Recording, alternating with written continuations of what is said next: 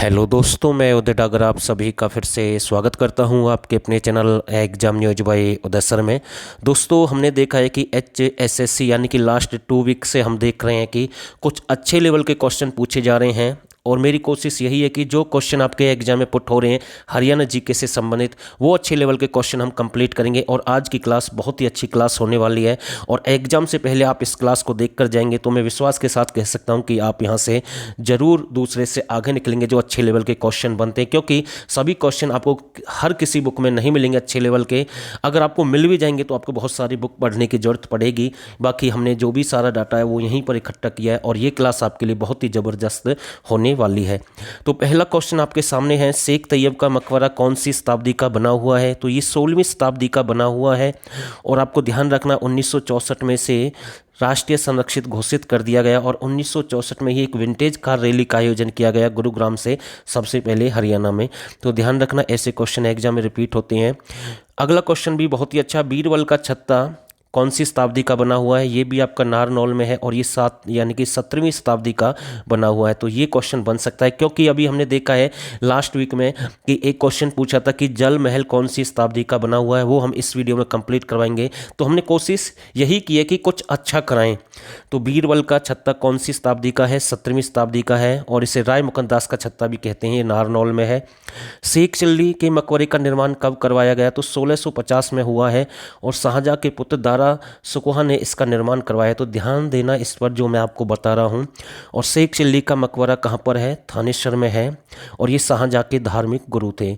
अब इनके जो मुख्य पॉइंट है वो भी देख लेते हैं साथ के साथ, शेख चिल्ली से संबंधित है।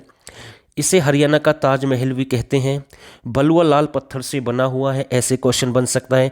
शेख चिल्ली के मकबरे को डेविस रॉस ने ताजमहल के बाद सबसे सुंदर इमारत बताया है। ताजमहल के बाद दूसरी सबसे सुंदर इमारत है, बलुआ पत्थर से निर्माण हुआ है और हरियाणा का ताजमहल भी इसे हम कहते हैं। हरियाणा का कौन सा प्रसिद्ध स्मारक भारतीय तथा पश्चिमी शैली के मिश्रित रूप से प्रदर्शित करता है? एक आपको ध्यान रखना है, ये जो शेख चिल्ली का मकबरा है ना, आपको ध्यान रखना है इसे 1958 में संरक्षित यानी कि 1958 में इसे संरक्षित घोषित कर दिया गया, जैसे या कि शेख तैयब का था आपको, ठीक है ना। ऐसे ध्यान रखना, ये क्वेश्चन भी एग्जाम में बना था। हरियाणा का कौन सा प्रसिद्ध स्मारक भारतीय तथा पश्चिम शैली को मिश्रित रूप से प्रदर्शित करता है? तो जल महल करता है और इसकी शताब्दी आपसे पूछी थी भाई कौन सी शताब्दी का है, तो ये 16वीं शताब्दी का है, एग्जाम में आया है। और जल महल आपका कहां पर है? नारनौल महेंद्रगढ़ में है। इसके बारे में आगे भी जानकारी देंगे। अगला क्वेश्चन आपके सामने, शीश महल हरियाणा में कहां पर है? गुरुग्राम फारूक नगर में 1711 में बना है। इसका निर्माण फारूक नगर के मुगल गवर्नर द्वारा करवाया गया है। ध्यान रखना यह लाल बलुआ पत्थर है, लाखोरी ईंट और से बना है और झज्जर पत्थर से भी बना महल है, ठीक है। तो ध्यान रखना, इंपोर्टेंट क्वेश्चन हम कह सकते हैं। तो झज्जर नाम का भी एक पत्थर था, तो ये भी आपको ध्यान रखना है। हरियाणा में वर्तमान समय में ऑक्टर लेनी और एडम हाउस कहाँ पर स्थित है? तो ये दोनों आपके करनाल में है, ठीक है ना। और यूरोपीय एवं भारतीय स्थापत्य कला को मिश्रित रूप से प्रतिनिधित्व करती हैं। ध्यान रखना कहाँ पर है? करनाल में। और किसको उजागर करते हैं? यूरोपीय कला, यूरोपीय और भारतीय कला, ठीक है ना, दोनों को यानी कि हम कह सकते हैं उजागर करते हैं। तो एक अच्छा क्वेश्चन है ये भी। गुप्त काल की मूर्तियां हरियाणा की कैसी मूर्तियां थी? आकर्षक और सुंदर। कैसी थी? आकर्षक और सुंदर। बहुत ही अच्छा क्वेश्चन है। राज्य के लोक संगीत को कितने भागों में विभाजित किया गया है? 2 भागों में। एक आपका शास्त्रीय संगीत, दूसरा है देहाती संगीत।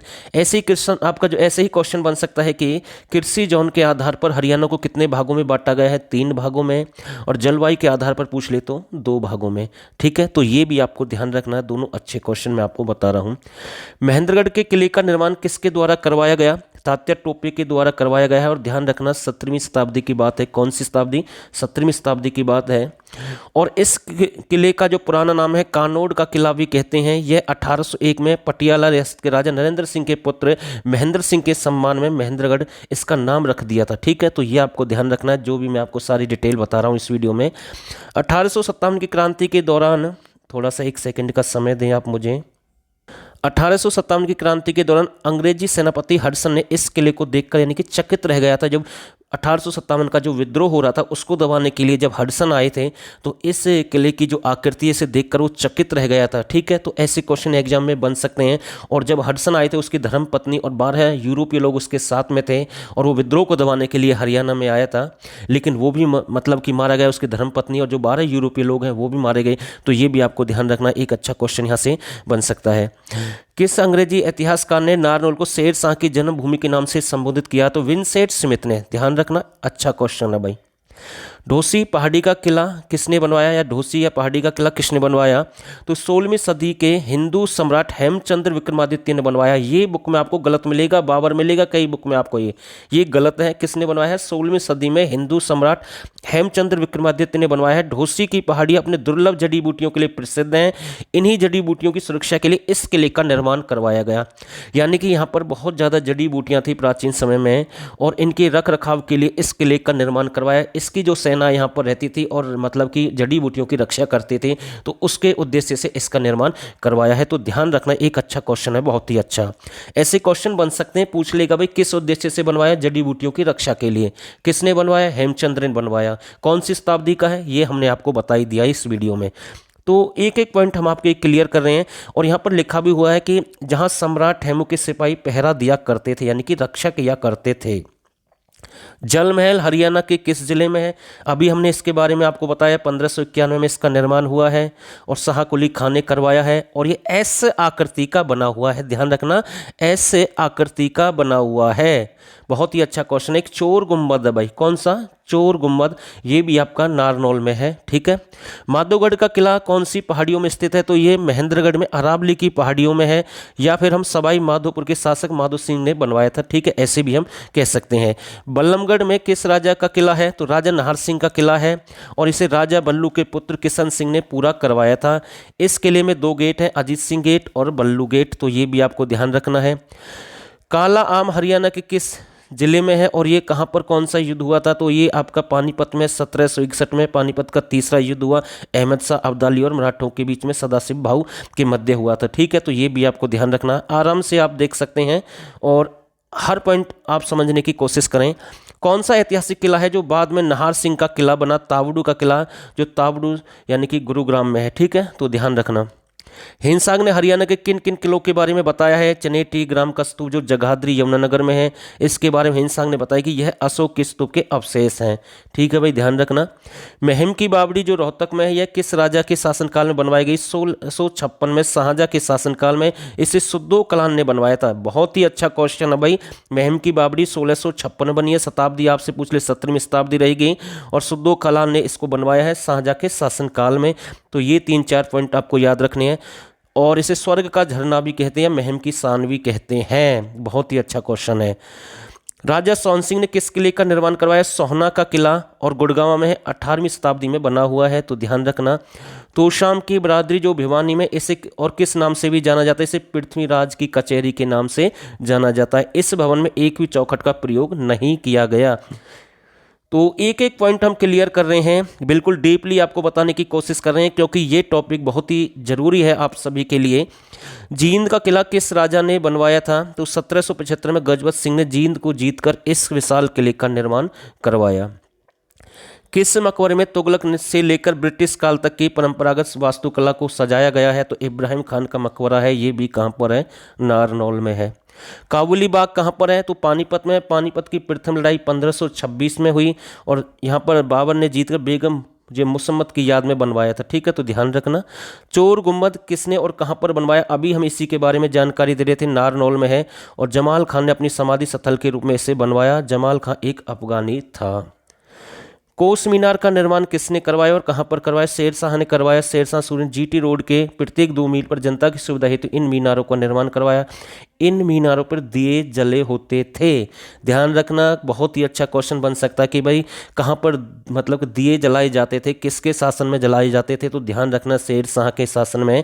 और हरियाणा में बहुत सारी कोस मीनार हैं। कितनी है? 89 कोस मीनार। कई जगह आपको 88 भी मिलेंगी, और कोहंड सबसे पुरानी कोस मीनार है जो कि करनाल में है। आगे देखते हैं। और ये जो रोशनी है, पुराने लोग दूरी का पता लगाते थे, इन रोशनियाँ जो दिए जलाए जाते थे कोस मीनारों पर। तो ध्यान रखना। शाहजहां के शासनकाल में नारनौल में किसका छत्ता बनवाया गया था? शाहजहां के शासनकाल में नारनौल में किसका छत्ता बनवाया गया? राय मुकुंद दास का छत्ता, जिसे बीरबल का छत्ता भी कहते हैं। इसके बारे में हमने आपको जानकारी दी है। मटिया का किला के नाम पर कौन सा किला बना हुआ है? अलवर का किला जो पलवल में है, ठीक है ना। मटिया के किले के नाम पर कौन सा किला बना हुआ है? अलवर का किला जो पलवल में है। इसका निर्माण शेरशाह सूरी के समय में हुआ। कई बार क्वेश्चन आता है मटिया का किला कहाँ पर है, तो पलवल में है। सबसे प्राचीन चोर यानी सबसे प्राचीन गुम्बद पलवल में है और चोर गुम्बद आपका नारनौल में है। रामगढ़ का किला कहाँ पर है, तो पंचकुला चंडीगढ़ रहेगा। करण का किला हरियाणा के किस जिले में है? कुरुक्षेत्र थानेश्वर में है। इसे करण के टीले के नाम से भी जानते हैं। सिरसा में किस राजा का किला है? राजा सारस का किला है। आगे देखते हैं इब्राहिम लोदी का मकबरा कहाँ पर है और ये कहाँ मतलब बना हुआ है? पानीपत में। पानीपत के युद्ध में पराजित होकर उसकी मृत्यु हो गई थी और वहीं पर उसका मकबरा बना दिया गया। तो ये भी आपको नोट करना भाई अच्छे से। यमुनानगर में कौन कौन से किले हैं, तो देख लेते हैं। छछरौली का किला है, संगोरा का किला है, बुढ़िया का किला है। तो ये भी आपको ध्यान रखना है। छछरौली राजा रवि शेर सिंह का किला हुआ करता था। बुढ़िया का किला सिख शासकों द्वारा निर्मित है। जींद के राजा गजपत सिंह का किला कहाँ पर है, तो करनाल में है। ब्रिटिश काल में इस किले का प्रयोग जेल और घुड़सवार सेना के क्वार्टर के रूप में किया जाता था। ध्यान रखना जींद का जो किला है, ध्यान रखना कहाँ पर है, करनाल में है, ये नोट कर लेना। वैसे जींद के जो राजा गजपत सिंह थे, ठीक है, आप सभी जानते हैं। ब्रिटिश काल में इस किले का प्रयोग जेल और घुड़सवार के रूप में किया करते थे। आगे देखते हैं खिजर खां का मकबरा कहाँ पर है, तो जाटवाड़ा सोनीपत में है। यह मकबरा 1522 से 24 ईस्वी में इब्राहिम लोदी द्वारा बनवाया गया। गोपालगिरी का दुर्ग या गोपालगिरी का किला कहाँ पर स्थित है, तो गुड़गांव में है। बलवन ने इसको बनवाया है। अगर बाई चांस मेरे से कोई पॉइंट अगर मिस हुआ है तो आप उसे आराम से देख सकते हैं, क्योंकि ये मैं थोड़ा सा समय मेरे पास कम है, जल्दबाजी में वीडियो बना रहा हूँ क्योंकि समय होता नहीं है, क्लास भी लेनी पड़ती है कई बार। तो ये पॉइंट भी देख लेते हैं। बाकी जो भी मैंने इसमें लिखा वो क्लियर किया है। गोपालगिरी का दुर्ग या गोपालगिरी का किला कहाँ पर है, गुड़गांव बलवन ने बनवाया है। तो ध्यान रखना। रजिया बेगम का मकबरा कहाँ पर है, तो कैथल में है। यह रजिया तथा उसके पति का कत्ल सरदार द्वारा किया गया। तो दोस्तों ये कुछ अच्छे क्वेश्चन थे, आपके साथ शेयर किए। अगर आपको वीडियो अच्छी लगी है तो आप इसे लाइक और शेयर कर सकते हैं। और अगर आप चाहते हैं कि हमें 1000 क्वेश्चन चाहिए हरियाणा जीके के अच्छे लेवल के, तो आप हमें इस नंबर पर व्हाट्सअप कर सकते हैं 89 30 31 82 26 पर। यहाँ से आपको 1000 क्वेश्चन मिल जाएंगे और साथ में 2021 की करंट अफेयर और एग्रीकल्चर एनिमल के प्रैक्टिस सेट। तो ये सब कुछ 79 रुपये में आप ज्वाइन कर सकते हैं। और अगर आपको ग्राम सचिव पटवारी कैनल पटवारी के नोट्स भी चाहिए तो वो भी आपको मिल जाएंगे। सभी के लिए 99 रुपये आपको पे करना है, इनके लिए भी और उनके लिए भी टोटल 99।